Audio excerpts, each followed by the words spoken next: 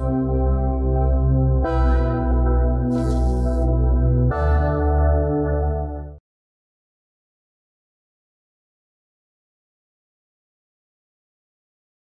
francophonie possède de multiples nuances, à commencer par sa simple fonction linguistique en passant par d'autres missions qu'elle accomplit, informatives, culturelles, éducatives et encore sociétales. À travers ces fonctions, elle touche parfois tellement fort certains individus qu'elle continue l'objectif et assume le maintien de la création de nouveaux horizons dans leurs métiers respectifs. À nous de découvrir Ikenunk, ces nouveaux horizons et beaucoup d'autres détails avec notre invitée sur le plateau de la francophonie, Madame Zara Nazarian, qui est un des acteurs importants de la francophonie dans l'actualité arménienne. Elle est fondatrice et directrice du Courrier d'Erevan, secrétaire générale de l'Union internationale de la presse francophone, responsable de la communication chez Veolia Giugi, l'ancienne énarque et beaucoup d'autres choses que je m'apprête à découvrir avec elle lors de cet entretien. Bonsoir Zara Nazarian et merci d'être avec nous ce soir. Bonsoir Harpy et merci de votre invitation. Avec plaisir. Donc au fil de votre parcours, Zara, vous avez vécu en Géorgie, en Russie, en France et actuellement, effectivement, vous vivez en Arménie avec plusieurs allers-retours dans différents pays. Donc au croisement de toutes ces langues, de tous ces pays que vous maîtrisez d'ailleurs parfaitement, quand, comment et pourquoi la langue française y a eu sa place particulière? Parce qu'elle a eu sa place particulière. Elle a indiscutablement eu et continue à avoir sa place particulière, absolument. Écoutez, c'était un peu un hasard, mais il n'y a pas de hasard dans la vie, on le sait très bien. En fait, après avoir terminé mes études à l'université de Moscou, j'ai voulu continuer. Et dans la spécialité que j'ai voulu donc, poursuivre ou parfaire, il y avait quelques débouchés qui étaient à l'étranger. Donc, grosso modo, pour faire court, le choix était entre la France, l'Allemagne et l'Israël. Donc, j'ai choisi la France sans hésiter une seconde et voilà, ainsi mon immersion a été complète. Mais vous connaissiez déjà la langue française? Je parlais un petit peu parce que j'avais fait du français à l'école. Donc, mon école faisait partie des rares établissements où on apprenait non pas l'anglais mais le français. Je vous précise au passage que cette école se trouvait à Tbilissi. Voilà. Donc j'avais quelques notions, autant qu'on puisse en avoir étant élève de l'école. Le reste est venu avec la pratique, le temps et beaucoup d'amour aussi, ça aide. Le français est-il l'une des interfaces de la francophonie ou ce sont les deux interfaces différentes du même phénomène ou l'un complète l'autre ou vous avez une autre définition à part qui est à vous? Je pense que le français est l'une des façons d'opérer, évidemment, l'une des façons principales d'opérer pour la francophonie, mais le phénomène de la francophonie va beaucoup plus loin. En fait, quand on parle francophonie actuellement, ce qu'on a l'habitude d'ailleurs de marquer avec un F majuscule, on parle à la fois de l'institution, mais aussi d'un impact culturel, politique, de plus en plus d'ailleurs politique, aussi rassembleur et qui a sa place non seulement au niveau de la vie des individus, mais aussi de plus en plus pour des États. Au niveau de la vie, du fonctionnement, de développement des États, dont l'Arménie d'ailleurs est un exemple, enfin parmi les plus brillants. Son ascension, son parcours en tant que République d'Arménie, je veux dire, au sein de la francophonie est quand même très impressionnant. Parce que si on réfléchit, l'Arménie n'est pas un pays francophone, mais c'est un pays plutôt francophile. Totalement francophile, mais justement, c'est ça, en fait, le gap, en quelque sorte, entre la maîtrise de la langue et l'amour pour cette langue. Donc, quand vous avez des francophones dans les rues d'Erevan, quand vous en rencontrez ici, vous avez tout de suite un sentiment que les gens autour qui les entendent parler leur donnent un crédit énorme, tout de suite, du simple fait qu'ils entendent parler le français. Donc ça je pense que vous avez à peu près la même analyse de tout à fait vrai. La situation. Voilà. Oui. Mais en tant que pays, en tant que membre de la francophonie, on en parle maintenant comme ça, l'Arménie vraiment a fait une ascension fulgurante parce que si on se souvient bien, c'est seulement en 2008 que l'Arménie a été admise en tant que membre observateur de l'OIF. Ensuite, en 2011, le pays a reçu l'Assemblée générale de l'AMF, les maires francophones donc. Ensuite, en 2012, l'Arménie est devenue membre de plein droit de l'Organisation internationale de la francophonie. Seulement 3 ans après, déjà, le pays recevait la conférence interministérielle de la francophonie. Et on ne savait pas, on ne pouvait même pas imaginer à l'époque que seulement 3 ans après, en 2018, l'Arménie allait accueillir le sommet de la francophonie et maintenant on se prépare à accueillir justement les Jeux de la francophonie. Donc je veux dire, le parcours de l'Arménie au sein de la francophonie institutionnelle est très rapide, très impressionnant, très brillant. Et je pense qu'il y a un lien entre cet amour pour la langue française, l'amour qu'on peut constater enfin, partout et dans tous les niveaux de la société, et aussi cette adhésion à la francophonie institutionnelle. En 2018, justement, c'était la période où c'était un grand événement pour l'Arménie, le sommet de la francophonie. Donc c'était à cette période-là que tout a été défini au final. C'est à ce moment-là, oui, où tout est devenu ancré, on va dire comme ça, à partir de ce moment. Voilà, exactement. Oui. L'ENA, École nationale d'administration, encore un sommet conquis de votre part. Et je voudrais savoir quelle était l'idée qui vous a poussé de faire ce cheminement, parce que je sais que c'est un cheminement assez dur quand même, avec un concours d'admission assez exigeant, non seulement du point de vue linguistique, mais aussi du point de vue des connaissances générales. Et c'est peut-être à vous, vous sauriez mieux peut-être à expliquer ce que c'est comme école, mis à part le fait que c'est une des meilleures écoles parmi les plus prestigieuses de la France. Oui, c'est indiscutablement le cas, même si l'école se fait critiquer souvent en France, justement, pour telle ou telle raison. Je ne sais pas si ce sont des raisons objectives ou subjectives, on n'est pas là pour en juger actuellement, mais le niveau de préparation, le niveau exigé à l'entrée, mais aussi le niveau donc des études dans cette école est absolument exceptionnel, je le confirme, tout à fait, et c'est une grande chance d'avoir pu donc faire ce parcours. J'ai toujours des anciens de la promotion, d'ailleurs cette année ça fera 25 ans qu'on est sorti, donc on s'apprête à fêter. Ça devient une sorte de communauté. Totalement. On est très proches, on a un chat WhatsApp commun et il n'y a pas un jour où on n'échange pas des messages entre les anciens élèves. Donc voilà. Et donc cette année, on va fêter le 25e anniversaire. Mis à part les bonnes études que vous faites, il y a aussi des amitiés qui se créent. Absolument, oui. Et on ne sait pas ce qui est plus important tout au long de la vie, si c'est des études ou si c'est exactement donc ces liens amicaux et humains qui se créent, voilà. Donc c'était une très belle expérience. En fait, comment j'ai fait pour décider de me porter candidate? Je crois que c'était ça la question.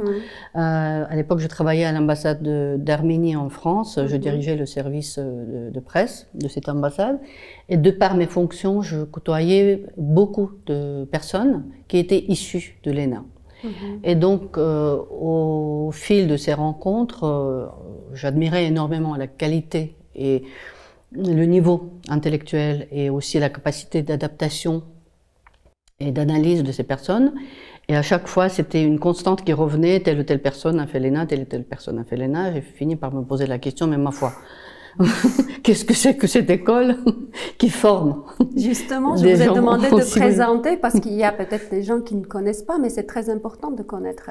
Oui, c'est une école d'administration, comme son nom l'indique, c'est-à-dire qui accepte des élèves qui ont déjà un parcours universitaire. Donc on ne peut pas commencer à 18 ans, il faut avoir déjà fait ses études auparavant, ou alors on peut l'intégrer aussi au fil de son parcours professionnel, parce qu'il y a plusieurs voies d'entrée à l'école. Voilà, donc concours externe, interne, étranger, etc., etc. L'école a subi plusieurs réformes administratives, donc je ne voudrais pas donner des informations qui ne sont pas à jour par rapport au processus donc d'admission actuellement, mais en tout cas c'était ça pendant des années et des années. Voilà, donc c'est indiscutablement voilà, une expérience très forte. Mais c'était dur de faire les études là-bas, c'était une expérience enrichissante évidemment, mais est-ce que c'était dur? Oui, c'était dur, mais à la guerre comme à la guerre. Oui.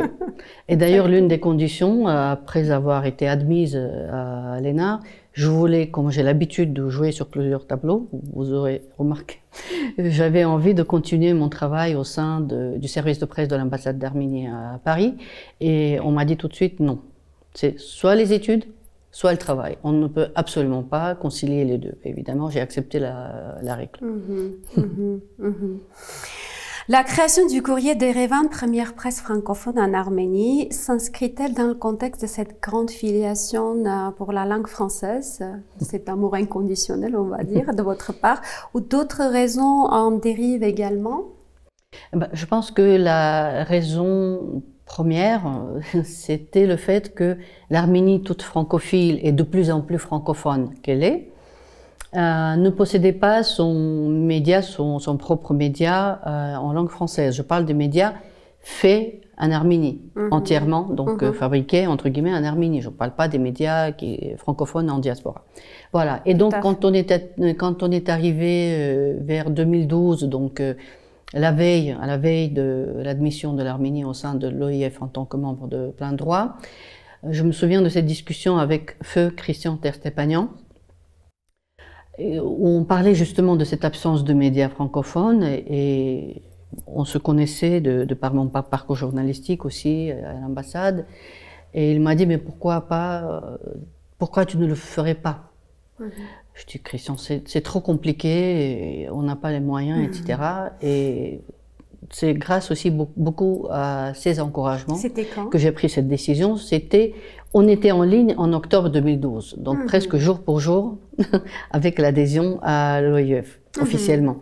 Et il faut dire que c'est l'Organisation internationale de la francophonie à qui j'ai présenté le projet, qui a fait confiance, parce qu'à l'époque, il n'y avait rien, sauf l'idée et la bonne volonté, il n'y avait plus rien du tout.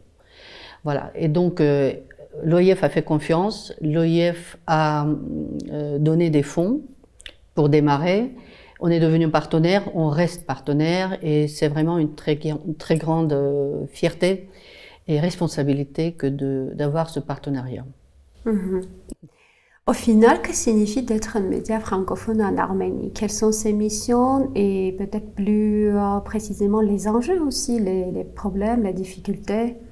Oui, il y en a beaucoup, Vous savez, le courrier d'Erevan, oui, c'est le seul média francophone donc dédié en Arménie, mais on essaye de garder ce luxe de rester indépendant, de fournir une information qui ne serait pas politiquement orientée. Et croyez-moi, c'est pas facile. C'est pas facile en général. Je peux imaginer. Voilà, nulle part. C'est encore moins facile en Arménie, un pays qui est fragilisé sur plusieurs plans et qui l'est encore plus depuis donc la guerre de 2020. Donc c'est vraiment pas évident. On a une petite équipe très dévouée. Voilà, et c'est peut-être aussi grâce à ça qu'on réussit à se maintenir depuis maintenant presque 14 ans. Petite, il y a combien de personnes qui travaillent? 5 en tout. 5 personnes avec vous. Mais et alors, deuxième question qui vient de ça, quel est le profil du lecteur du courrier d'Erevan? Qui est le lecteur? On a plus de la moitié de nos lecteurs qui sont en dehors de l'Arménie. Voilà, donc ça c'est les statistiques qui le montrent. Le profil des lecteurs, en général entre à peu près 20 et 40 ans, donc plutôt jeunes. Et aussi les pays, la géographie de nos lecteurs, en dehors de l'Arménie encore une fois, beaucoup la France, mais aussi donc l'Europe, le Canada, la Roumanie, la Bulgarie, le Liban, donc les pays qui sont voilà donc assez éloignés de l'Arménie dans le quotidien, on va dire comme ça, mais qui apparemment nous suivent et ça fait très plaisir. On reçoit des messages tout à fait encourageants, ce qui nous aide aussi à poursuivre. Qu'est-ce que les médias arméniens ont à apprendre des médias français et respectivement, qu'est-ce que les journalistes arméniens ont à apprendre des journalistes français, de leurs confrères français? Oui, je pense que on manque de professionnalisme dans les médias arméniens. C'est-à-dire que on peut parler de deux types de manque de professionnalisme. Ceux qui n'ont pas fait l'école mais qui sont d'excellents professionnels par ailleurs, et ça arrive assez souvent d'ailleurs. Ou alors ceux qui ont fait l'école, mais qui n'ont pas acquis les bases. Et d'abord, je parle des bases déontologiques du métier. Malheureusement, ça arrive très souvent. Pour être sincère. Dans plusieurs domaines d'ailleurs. Plusieurs domaines, on est d'accord. Voilà. Les médias ne font pas exception. Mais est-ce qu'il y a quelque chose que, par exemple, les Français pouvaient apprendre des médias arméniens ou des journalistes arméniens? Oui, je pense, oui, bien sûr. C'est leur façon dégourdie de travailler et de poser des questions et voilà. Donc, de ne pas réfléchir aux conséquences. Des fois, c'est pas mal. Outrecuidance, quelque part. Oui, vous êtes la secrétaire générale de l'Union internationale de la presse francophone et quelles sont les missions de cette organisation? Merci d'en parler. C'est vraiment une très belle organisation internationale qui a déjà beaucoup de bouteilles. Parce que l'organisation a été créée en 1950. Voilà, donc on a près de 50 pays membres. Vous imaginez que autant de membres venant des horizons différents font qu'on a toutes sortes de personnalités, on a toutes sortes d'intérêts, de cultures, mais c'est une énorme richesse. C'est vraiment on peut dire l'incarnation en quelque sorte de la francophonie, de toute sa richesse et de tout ce qu'elle peut apporter au-delà de la langue. La langue en tant qu'instrument, c'est parfait, mais il y a toute une culture qui vient avec. Donc c'est vraiment un bel exemple. Donc il y a deux socles sur lesquels cette organisation se repose. C'est être professionnel de médias et être francophone. Donc c'est une organisation internationale des professionnels de médias francophones, si on peut simplifier comme ça. Oui, exact. Et quelles sont plus précisément vos missions au sein de cette organisation? Les missions de l'organisation, on peut en dire, c'est tout d'abord la liberté de la presse. Ça, c'est la mission numéro 1 qui devient de plus en plus importante parce qu'on voit ce qui se passe avec les journalistes dans le monde entier, qui se font tuer, qui se font emprisonner, qui sont menacés pour le simple fait d'avoir exercé leur métier. Donc c'est pour ça que je cite ce principe, la liberté de la presse, en tant que premier dans les fonctions et les projets, aussi les missions de l'EPF, Union de la presse francophone. Après, derrière, il y a tout ce que vous voulez. Il y a le volet analytique, il y a le volet organisationnel. On organise notamment des assises de la presse francophone, dont l'une des éditions, d'ailleurs, la 48e, s'était tenue en Arménie en 2018, en marge du sommet de la francophonie. Voilà, donc ce sont des grandes assises, comme leur nom l'indique. Donc réunion en fait des journalistes francophones où plusieurs centaines de personnes venues du monde entier se rencontrent, se parlent, discutent sur un sujet précis. Encore une fois, en faisant référence à l'Arménie, en 2018, le thème de notre rencontre ici était médias et migration. Aussi un sujet qui est important pour la région notamment. Voilà. Et puis surtout qu'après, ça nous est vraiment arrivé. Ben oui, ça nous est arrivé dans le passé et malheureusement ça continue à nous arriver. De nouveaux projets francophones sont-ils envisageables dans l'avenir proche ou sur long terme? Non, je veux dire, dans le cadre de mes activités francophones en Arménie, oui, bien sûr, on prépare un complément spécial week-end qui va paraître, donc qui va accompagner le courrier d'Erevan, et aussi on prépare un magazine économique bilingue en français et en arménien cette fois-ci, donc qui va aussi voir le jour cette année et qui sera un outil très important pour le développement de l'économie, des échanges et tout ce qui est contact de l'Arménie avec le monde francophone en général, pas que la France, bien sûr. Donc c'est en cours.